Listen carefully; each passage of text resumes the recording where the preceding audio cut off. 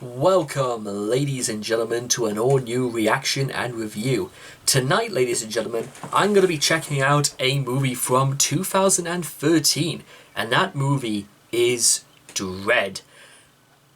I am very, very excited about this because I've heard about the 97 movie of Dredd and how bad it was. So I decided not to waste my time with that movie because it's sort of like, basically it's just not even worth talking about.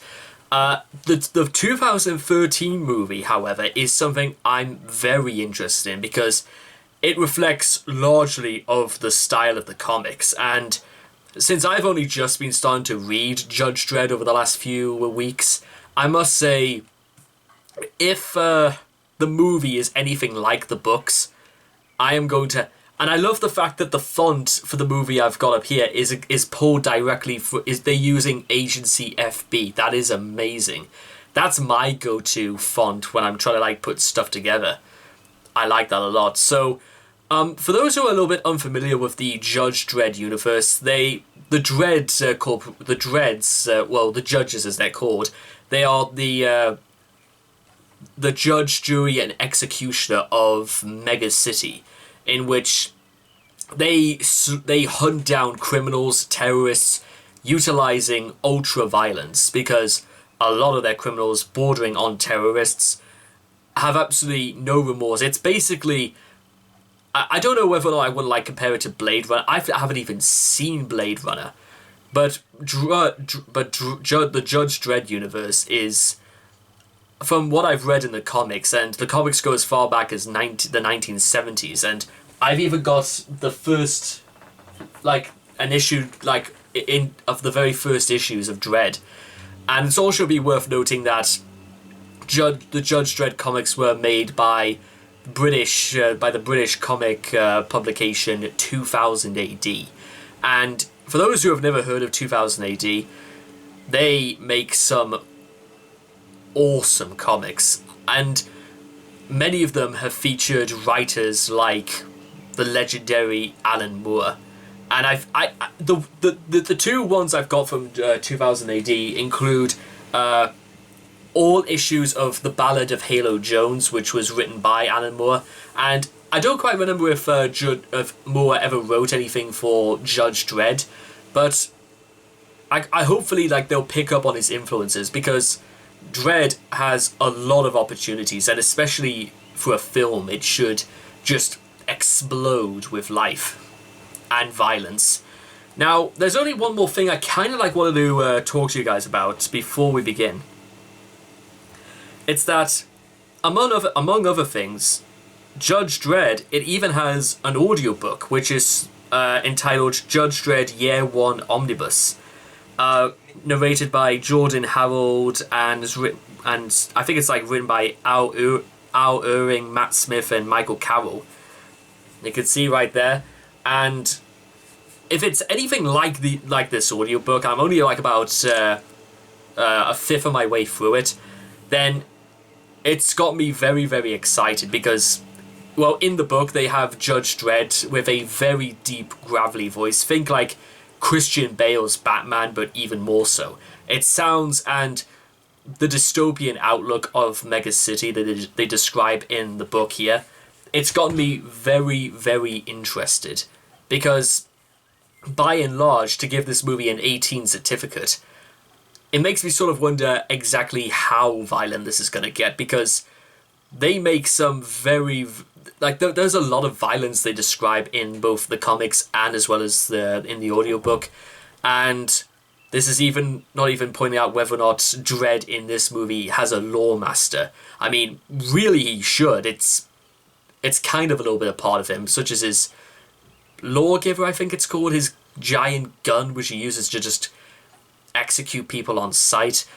But even if it doesn't, then I'm very interested to find... Also, another interesting thing is that apparently this movie kind of doesn't really get talked about all that much, which strikes me as very interesting, because kind of like the 2014 RoboCop remake, I heard that was also a far more violent than the originals, and I might want to check that out just in case as well. But in the meantime, we've got the film of Dredd to look forward to, so it's time to kick back, relax, and check out Dredd.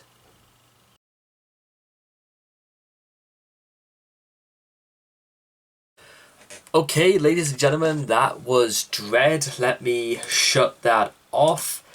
Wow, okay, ladies and gentlemen, that was...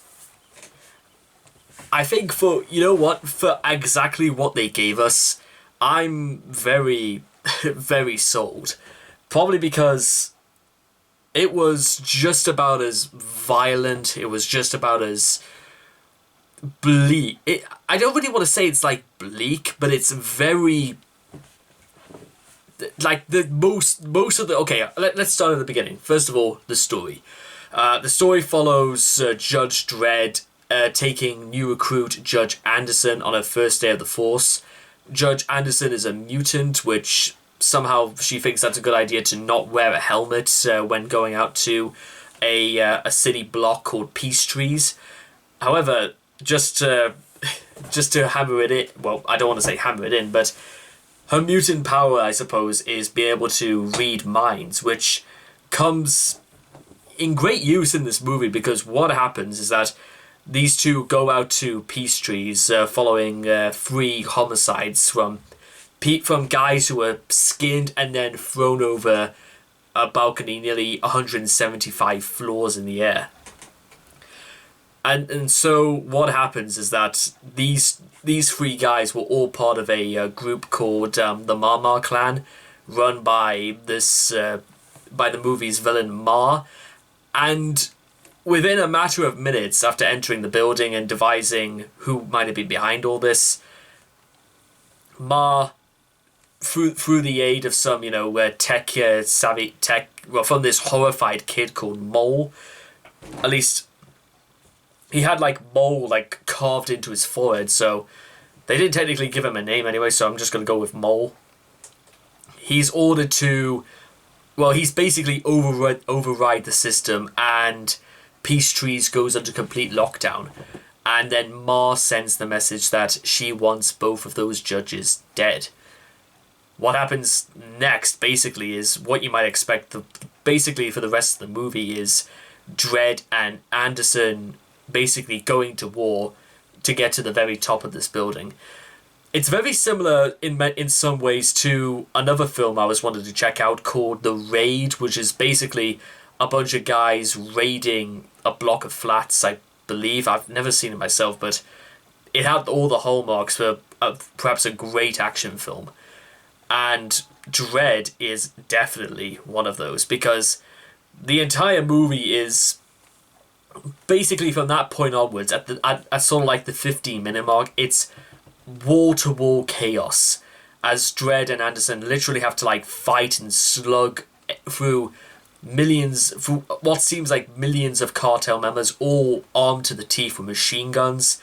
And technically what does happen is that before the lockdown happens, Anderson and Dredd, they raid a shelter used for narcotics, and they take in this guy who wears yellow and has a chain around him, and he's their number 1 prime suspect involving with the Ma clan, because they'll be able to interrogate him.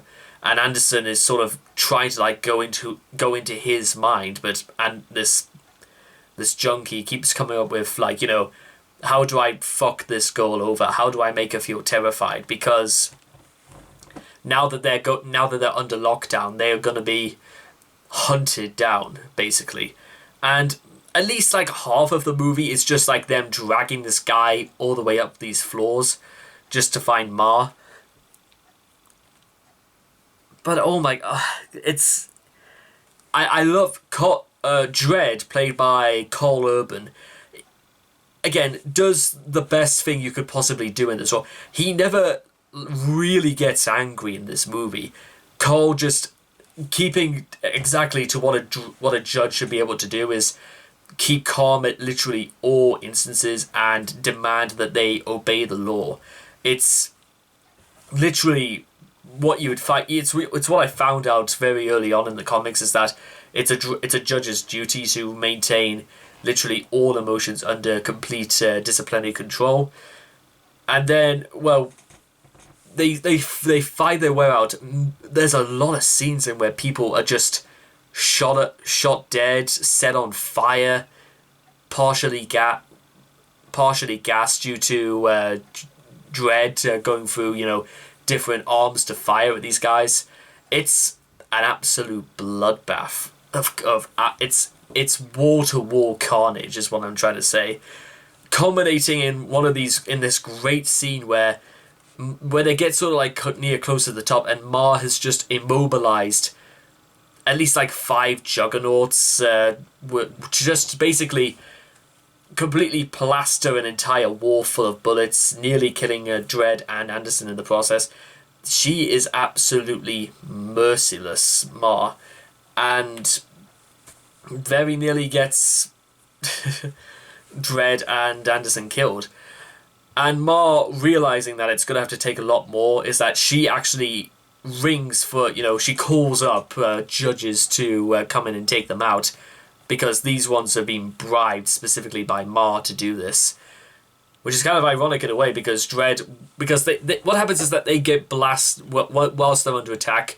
Anderson and Dredd, they fall into this mini little skate ramp outside. So they actually call for backup, and they're not being allowed in because, well, Ma is basically holding Mole by, threatening to slice open his gut in front of everyone. So anyway, these other 4 judges, the ones who are being bribed, they immediately come up and they begin to begin basically on the hunt to, just completely disembowel both Dredd and Anderson, culminating in the junkie kidnapping Anderson and taking her captive to the top floor. Only Anderson, in a pretty cool little sequence, they start playing mind games off each other, forcing the junkie to sort of like wet himself in the middle of the room, and Anderson slaughters her. Dredd basically manages to take out 3 of these corrupted judges almost with no difficulty whatsoever, including a massive karate chop that manages to sort of like crush this guy's neck. It's quite strange as well, because the music doesn't there isn't really any sound effect to the crunch, but you could see the giant dent and how this judge just slowly falls to the ground.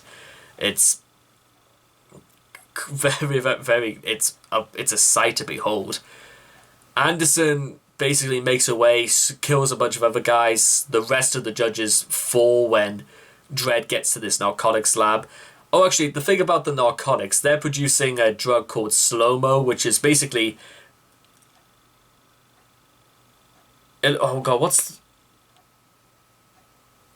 Like one of those, asthma tubes, but these are look as if filled with coke, and you inhale them, and the cinematography, they turn up the exposure, the offset, the gamma correlation, and slow everything down, and it's really pretty to look at. It actually gives it makes everything seem very colourful, because the walls for the most part in this movie are entirely leprous, probably because of the contact of people in Peachtree's tower.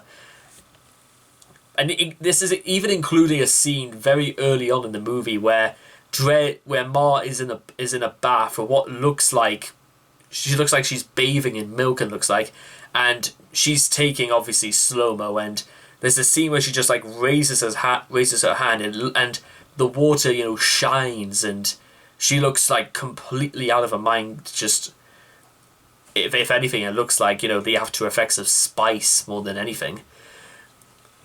So, following to basically Anderson and Anderson letting Mole go, because part of what Ma did is that she stuck her thumbs into Mole's eyes and replaced them with cybernetics, so that that this kid would be able to hack into Peachtree's.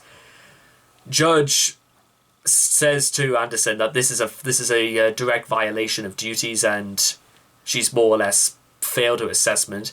Anderson, to her credit, comes back and says, no, I'm still a judge. I'm ordered to, give a judgment, and he was innocent. Basically putting Judge in his place, which is a very...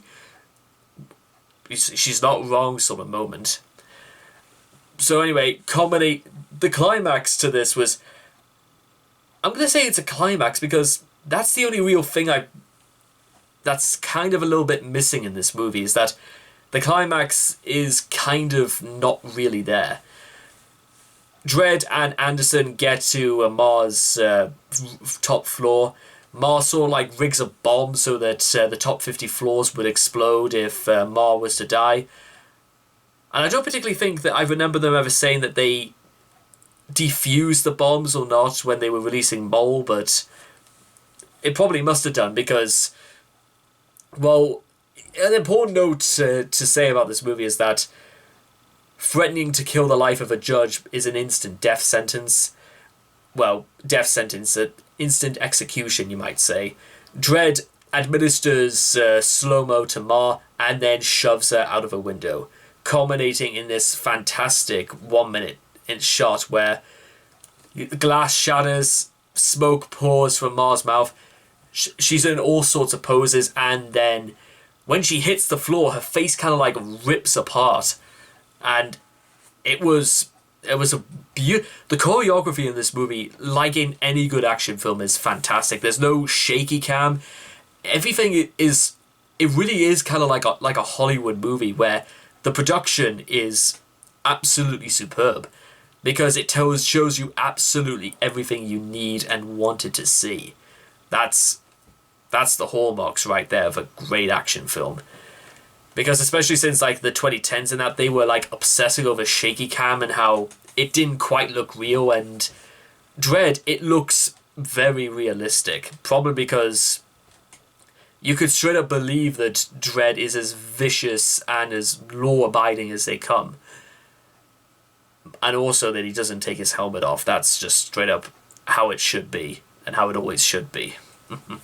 So finally, all hell is over. Peace is reopened again. And Anderson, as it turns out, has passed, even though she walks away from the situation, minus her badge, I suppose. And then basically Dredd saying, you know what, you passed, and then he rides away on his, his lawmaster. And that's basically really the movie. So the movie isn't particularly very big on story because it sort of like has the premise set on very early in the film, and it's basically up to that. Which I must admit, it's a very different sort of take. They didn't really... It's not really a story about Dredd's, upbringing or how he even got through the academy, or even if he just buzzed up a few things, in Mega City 1. It's a story, basically, of putting Dredd through hell, which I thought was a very bold choice to do, because what sort of story could you really do with Dredd that would make him into, something you would want to see on the big screen? I mean, I haven't even seen Judge Dredd, which came out in 95. I don't know if I said 97 before. It was 95 after some research. And I'm curious as to just find out exactly... I think there was something about, like, Dredd's brother in the 95 film where he betrayed the law and formed his own gang or something like that. I couldn't remember. I couldn't tell you what it was. But what's important is that they made it work. And curiously enough, despite my own impressions, the judges are not completely OP. They've got a lot of opposition, meaning that they're not bulletproof. And they are actually a little bit easier to kill than you might think. Possibly because every single person almost completely owns... I don't want to say owns a gun. They own assault rifles. They own AKs. They own just about every gun of every size. I know the only people that actually have, like, hand pistols are these two kids who just kind of thought they were going to be big to kill two judges. it's kind of a little bit funny. Just they're so out of their league that Judge is just straight up saying that, you know what, either you get put in juvie cubes or I will slaughter both of you. He's not even that, remorseful at the idea of, you know what, you still threaten a Judge's life. That's an instant death sentence, which that's really kind of like that still says a lot about Dredd. And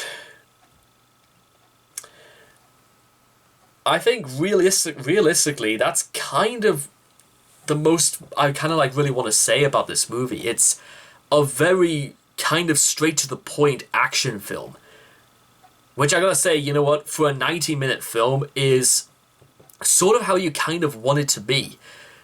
You've got to establish some things very, very early on, and you've got to roll with it.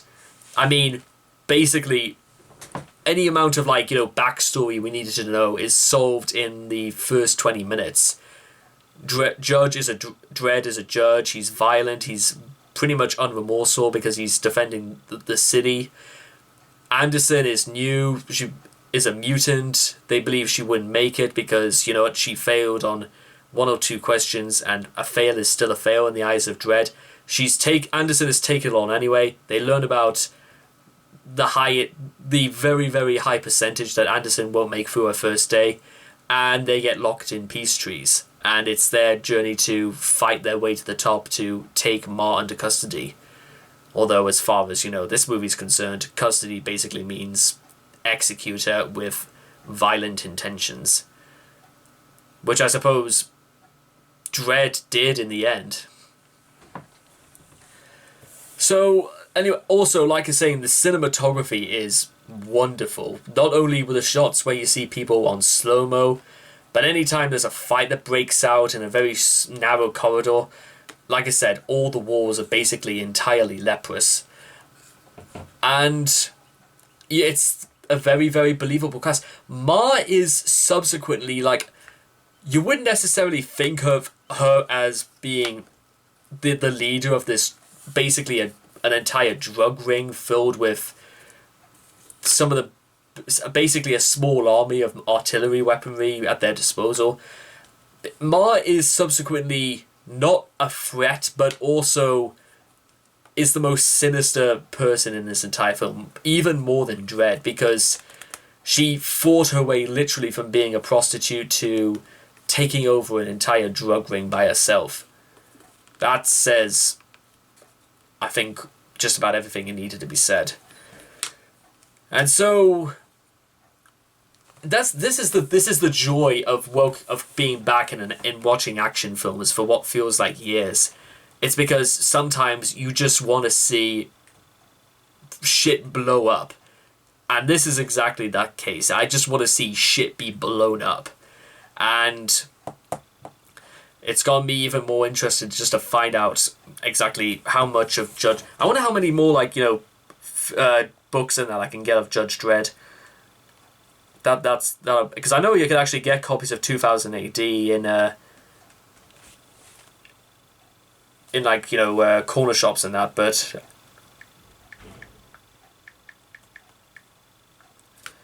in search, most of these are books. There actually is a lot of audiobooks. America, The Pit, Yeah, Free, Big Day Out. Oh my god, there's a lot. Judge Anderson, yeah, one. Okay, that might be good. An entire series dedicated to Anderson. Possibly as her escaping from, basically going into the world on her own and seeing what she can do. That's a really good idea. So, ladies and gentlemen, that is going to do it for my reaction and review to Dredd. I hope all of you guys have enjoyed this video as much as I have, and I will see all of you guys again in the next video. Take care. Bye-bye for now.